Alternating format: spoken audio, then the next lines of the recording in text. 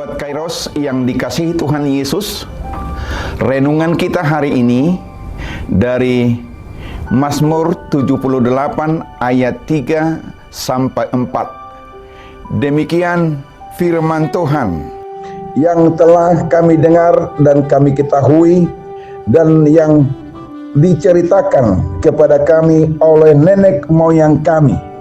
Kami tidak hendak sembunyikan kepada anak-anak mereka, tetapi kami akan ceritakan kepada angkatan yang kemudian puji-pujian kepada Tuhan dan kekuatannya dan perbuatan-perbuatan ajaib yang telah dilakukannya. Demikian firman Tuhan. Sobat Kairos, kita hidup di dunia ini. Setiap orang pasti punya pengalaman hidup yang beragam. Kita pasti pernah menjalani pahit manisnya hidup ini. Sobat Kairos yang dikasihi Tuhan Yesus, mari coba lihat dari semua pengalaman hidup kita itu, di mana sesungguhnya kita rasakan campur tangan Tuhan. Dia menolong dan memberi kekuatan saat kita lemah. Saat orang yang kita harapkan menolong tetapi meninggalkan kita. Saat kita sakit, pikiran kita kacau dan galau, tetapi ada orang yang peduli dan berempati. Ada teman merasakan kepedihan hati kita dan memberi jalan untuk membuat pengharapan kita lahir dan bertumbuh. Puji Tuhan, saat ini kita sudah menjadi orang yang berdiri tegak, menikmati hidup yang indah. Kita sudah mampu tersenyum dan menatap masa depan dengan jiwa optimis, yakin akan pertolongan kasih Tuhan. Kegelapan hidup, penderitaan, pikiran yang kacau dan galau sudah terlampaui oleh kasih Tuhan. Dalam terang hidup oleh kasih dan pertolongan sudah kita rasakan. Sobat Kairos, sebagai orang percaya yang sudah dapat pertolongan dari Tuhan, kita harus bangun prasasti hidup. Hidup kita harus menjadi sumber inspirasi dan imajinasi untuk generasi kita nanti. Hidup kita harus menjadi sumber pembelajaran bagi keturunan kita dan sekitar kita. Hidup kita harus menjadi garam dan terang dunia. Mari kita bangun hidup kita menjadi sumber kesaksian bagi semua orang dimanapun kita hidup dan tinggal.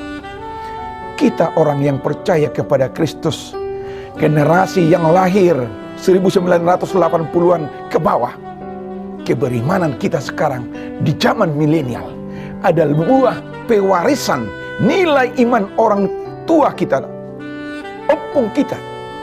Pewarisan iman itu kita dengar melalui cerita pengalaman hidup yang dulu sangat susah, miskin, tetapi tetap kuat, marbengek niroha, melakukan pekerjaan, serta tetap ingat Tuhan dalam dua nyanyian pujian dari buku Ende.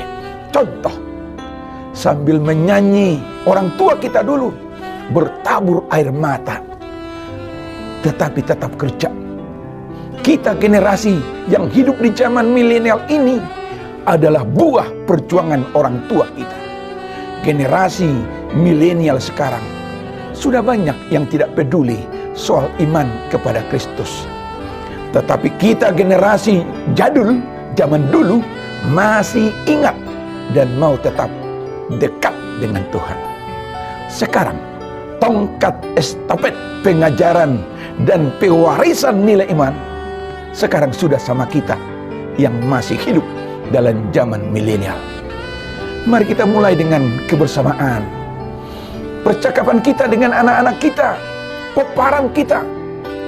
Kita mulai dari kisah pengalaman hidup bersama Tuhan dan meyakinkan mereka akan Tuhan kita yang sungguh baik kepada orang yang berserah kepadanya. tetaplah beritakan kebaikan Tuhan. Jadilah saksinya. Selamat beraktivitas Sobat Kairos. Tetap jaga kesehatan. Tuhan Yesus memberkati kita. Amin.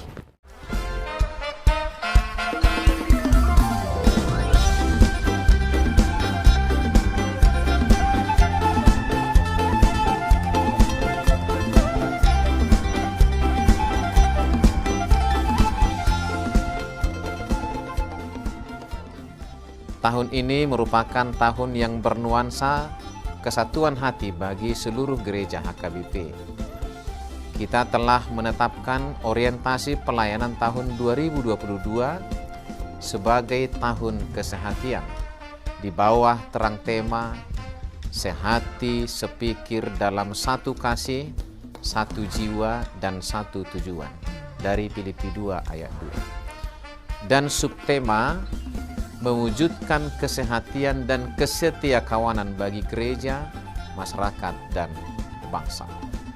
Panitia Tahun Kesehatian HKBP Distrik 8 DKI Jakarta telah ditetapkan menjadi organ pelayanan dalam mewujudkan persekutuan, kesaksian, dan pelayanan yang semuanya diikat dalam satu kasih, satu jiwa, dan satu tujuan. Kesatuan hati dalam persekutuan, kesatuan hati dalam kesaksian, kesatuan hati dalam pelayanan bukan hanya membina soliditas internal semata, namun juga menyangkut relasi, hubungan yang baik dengan dunia luar kita. Maka untuk mewujudkan kesehatian yang nyata dalam kehidupan warga gereja, Panitia Tahun Kesehatian HKBP Distrik 8 DKI Jakarta berkomitmen untuk berkarya dalam program-program kreatif dan relevan dan bernilai tinggi untuk menguatkan visi dan misi kerajaan Allah di dunia ini. Kami mengajak seluruh elemen gereja, baik pelayan penuh waktu, pelayan takbisan dan non-takbisan, serta seluruh jemaat dan para pemerhati lintas denominasi, mari bersama-sama mendukung dan mensukseskan seluruh program-program pelayanan yang telah ditetapkan, baik dalam doa, daya, dan dana. Semuanya akan menjadi persembahan yang hidup bagi Tuhan untuk memperkokoh persatuan yang hidup dan saling melayani di tengah kehidupan yang penuh dinamika ini. Marilah saling mendoakan, saling menopang, serta bertolong-tolonganlah menanggung bebanmu. Demikianlah kamu memenuhi hukum Kristus. Horas, horas, horas.